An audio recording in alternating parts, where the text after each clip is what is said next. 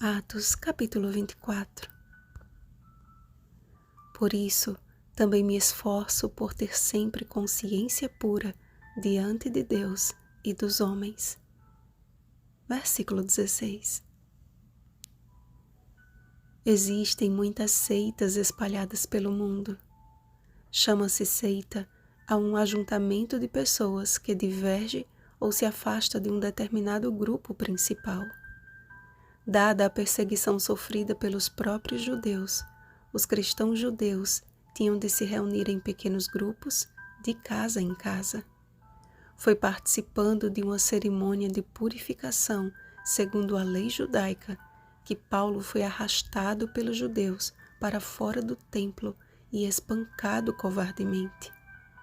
Nada justificava aquele ato de violência, a não ser o ódio incitado pelos judeus asiáticos, que não aceitavam a propagação do que denominaram seita dos nazarenos. Não havia abertura ao diálogo amistoso, mas a cega obsessão em matar aquele que abalou o mundo com a mensagem do Evangelho a respeito da fé em Cristo Jesus. Pensando estar depreciando o ministério de Paulo ao chamar o caminho de seita, o apóstolo novamente demonstrou a inteligência e sabedoria dadas por Deus na apresentação de sua defesa. Em nenhum momento Paulo ofendia seus acusadores, mas buscando persuadi-los, expunha-lhes as palavras com nobreza e polidez de erudito. A seriedade de seus discursos não fazia oposição ao seu porte gentil e modesto, de modo que acabava conquistando a simpatia e o respeito das autoridades romanas. Contudo, considerado pelos judeus como o principal agitador da seita dos nazarenos, Paulo era constantemente acusado de traição e apontado como um homem perigoso e semeador de discórdias. Perante Félix, o apóstolo apresentou defesa inquestionável, de modo que o governador, não tendo do que acusá-lo e conhecendo mais com respeito ao caminho, conservou a Paulo detido até que tomasse melhor ciência de seu caso. A bajulação de Tértulo e o firme caráter de Paulo apresentaram um contraste claramente perceptível, cumprindo-se a promessa do Salvador. Quando, pois, vos levarem e vos entregarem, não vos preocupeis com o que haveis de dizer, mas o que vos for concedido naquela hora, isso falai, porque não sois vós os que falais, mas o Espírito Santo. Marcos capítulo 13, versículo 11. O caminho apresentava uma coerência entre o ensino e a prática que nada tinha a ver com a religião farisaica. Ambos os grupos acreditavam nas mesmas escrituras, mas apenas um, de fato, buscava praticá-la em sua essência.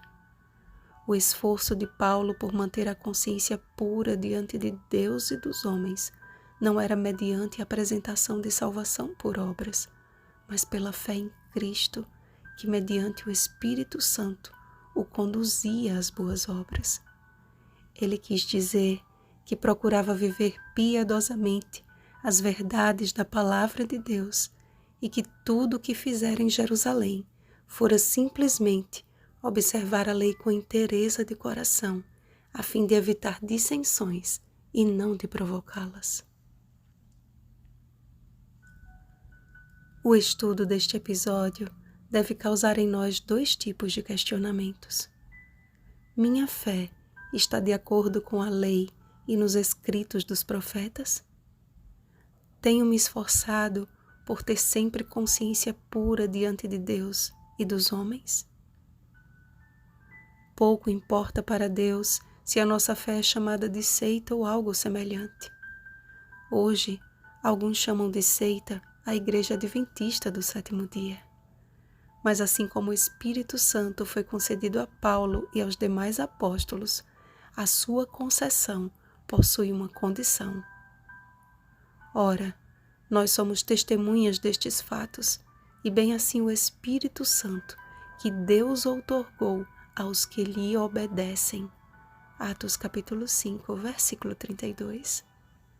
Se por obedecer à palavra do Senhor, minha fé é considerada aceita, então prefiro, como os discípulos de Jesus, obedecer a Deus do que aos homens. Atos capítulo 5, versículo 29. O homem que foi dotado por Deus com sabedoria inédita, após uma análise acurada sobre a vida neste mundo, chegou à seguinte conclusão: de tudo o que se tem ouvido, a suma é: teme a Deus e guarda os seus mandamentos, porque isto é dever de todo homem. Eclesiastes capítulo 12, versículo 13. Percebem? De todo homem, e não apenas de todo judeu. Na revelação de Jesus Cristo, Apocalipse capítulo 1, versículo 1, é-nos dito que nos últimos dias Deus tem um remanescente, um povo santo, os que guardam os mandamentos de Deus e têm o testemunho de Jesus. Apocalipse capítulo 12, versículo 17.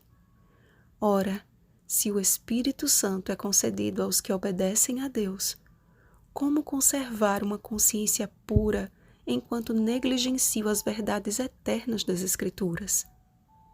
Félix e Drusila tiveram a oportunidade ímpar de ouvir da boca de Paulo palavras inspiradas pelo Espírito Santo. Contudo, ao ouvirem acerca da justiça, do domínio próprio e do juízo vindouro, foram tomados de medo e não de temor. Era mais fácil recusarem-se a ouvir do que aceitar as verdades que colidiam com o estilo de vida que os agradava. O apelo do Espírito Santo aos que se assentam sobre a terra e a cada nação e tribo e língua e povo, Apocalipse capítulo 14, versículo 6, continua sendo o mesmo. Temei a Deus e dai-lhe glória, pois é chegada a hora do seu juízo, e adorai aquele que fez o céu e a terra e o mar e as fontes das águas. Apocalipse capítulo 14, versículo 7. O fato de que o único mandamento que apresenta a assinatura do Senhor Deus como nosso Criador é o sábado. Veja Êxodo capítulo 20, versículos 8 a 11. Não desperta em você a curiosidade de estudar mais a respeito deste tema? Amados, não devemos nos preocupar com o título dado à nossa fé, mas em que ela esteja de acordo com a vontade de Deus. Que pelo estudo sincero das Escrituras, apresentemos diante do Senhor e dos homens uma consciência purificada pelo Espírito Santo. Vigiemos e oremos. Bom dia, purificados pelo Espírito Santo. Rosana Garcia Barros.